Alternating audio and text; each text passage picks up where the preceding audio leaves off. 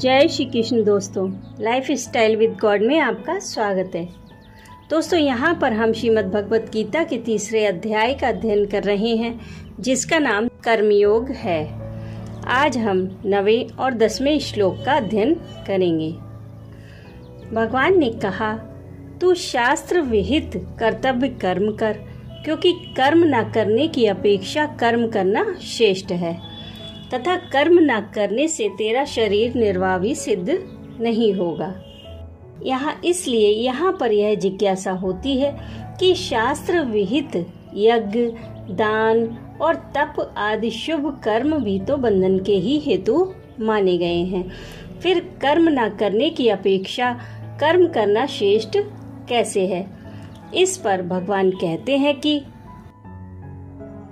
यज्ञार्थात् कर्मणोऽन्यत्र लोकोऽयं कर्म बंधनः तदर्थम कर्म कौन्तेय मुक्त संगा समाचरा। तीसरे अध्याय के 9वें श्लोक में भगवान श्री कृष्ण अर्जुन से कहते हैं कि यज्ञ के निमित्त किए जाने वाले कर्मों के अतिरिक्त दूसरे कर्मों में लगा हुआ ही यह मनुष्य समुदाय कर्मों से बंधता है। इसलिए हे अर्जुन, तू आसक्ति से रहित होकर उस यज्ञ के निमित्त ही भली भांति कर्तव्य कर्म कर। यज्ञ के निमित्त किए जाने वाले कर्मों से अतिरिक्त दूसरे कर्मों में लगा हुआ ही यह मनुष्य समुदाय कर्मों द्वारा बंधता है।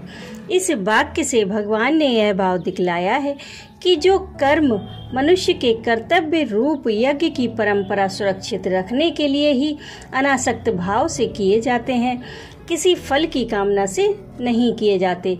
वे शास्त्र विहित कर्म बंधन के कारक नहीं होते, बल्कि उन कर्मों से मनुष्य का अंतःकरण शुद्ध हो जाता है और वह परमात्मा को प्राप्त हो जाता है।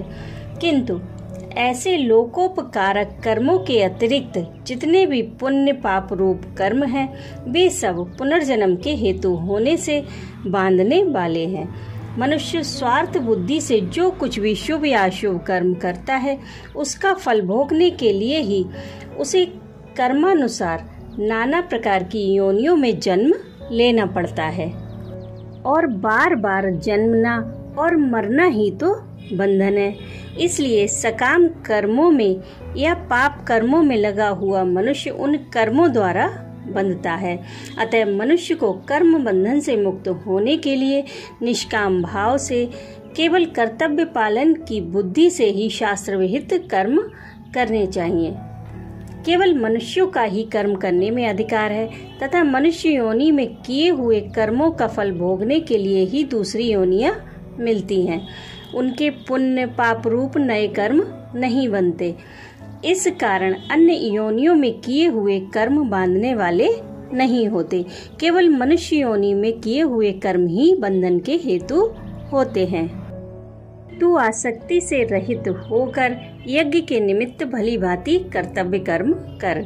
इस कथन से भगवान ने यह भाव दिखलाया है कि अनासक्त भाव से यज्ञ के निमित्त किए जाने वाले कर्म मनुष्य को बांधने वाले नहीं होते, बल्कि ऐसे कर्म करने वाले मनुष्य के पूर्व संचित समस्त पाप पुण्य विलीन हो जाते हैं। इसलिए तुम ममता और आसक्ति का सर्वथा त्याग करके केवल शास्त्र विहित कर्तव्य कर्मों की परंपरा सुरक्षित रखने के उद्देश्य से निष्काम भाव से समस्त कर्मों का उत्साह पूर्वक भली भांति आचरण करो। अभिप्राय यह है कि कर्म फल का त्याग करने के साथ साथ कर्मों में और उनके फल में ममता और आसक्ति का भी त्याग करना चाहिए।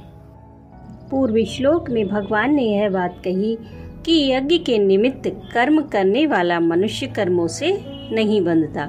इसलिए यहाँ यह जिज्ञासा होती है कि यज्ञ किसको कहते हैं, उसे क्यों करना चाहिए और उसके लिए कर्म करने वाला मनुष्य कैसे नहीं बनता।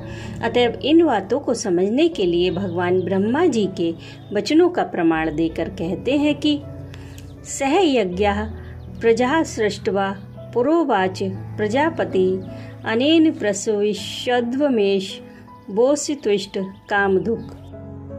तीसरे अध्याय के 10वें श्लोक में भगवान श्री कृष्ण अर्जुन से कहते हैं कि प्रजापति ब्रह्मा ने कल्प के आदि में यज्ञ सहित प्रजाओं को रचकर उनसे कहा कि तुम लोग इस यज्ञ के द्वारा वृद्धि को प्राप्त हो, और यह यज्ञ तुम लोगों को इच्छित भोग प्रदान करने वाला हो। इस श्लोक में भगवान ने यह भाव दिखलाया है कि जिनका यज्ञ में अर्थात वर्णाश्रमोचित शास्त्र विहित यज्ञ, दान, तप और सेवा आदि कर्मों से सिद्ध होने वाले स्वधर्म के पालन में अधिकार है, उन समस्त मनुष्यों को यहाँ लक्ष्य किया गया है और उनके लिए वर्ण, आश्रम, स्वभाव और परिस्थिति के भेद से भिन्न भिन्न यज्ञ, दान, तप, प्राणायाम, इंद्रिय संयम, अध्ययन, अध्यापन, प्रजापालन, युद्ध, कृषि, वाणिज्य और सेवा आदि कर्तव्य कर्मों से सिद्ध होने वाला जो स्वधर्म रूप यज्ञ है, उसी का वाचक यहाँ अनेन पद है। तुम लोग इस यज्ञ के द्वारा वृद्धि को प्राप्त हो, और यह यज्ञ तुम लोगों को इच्छित भोग प्रदान करने वाला हो। इस वाक्य से भगवान प्रजापति ने मनुष्यों को आशीर्वाद दिया है। उनका अभिप्राय यह है कि तुम लोगों के लिए मैंने इस स्वधर्म रूप यज्ञ की रचना कर दी है।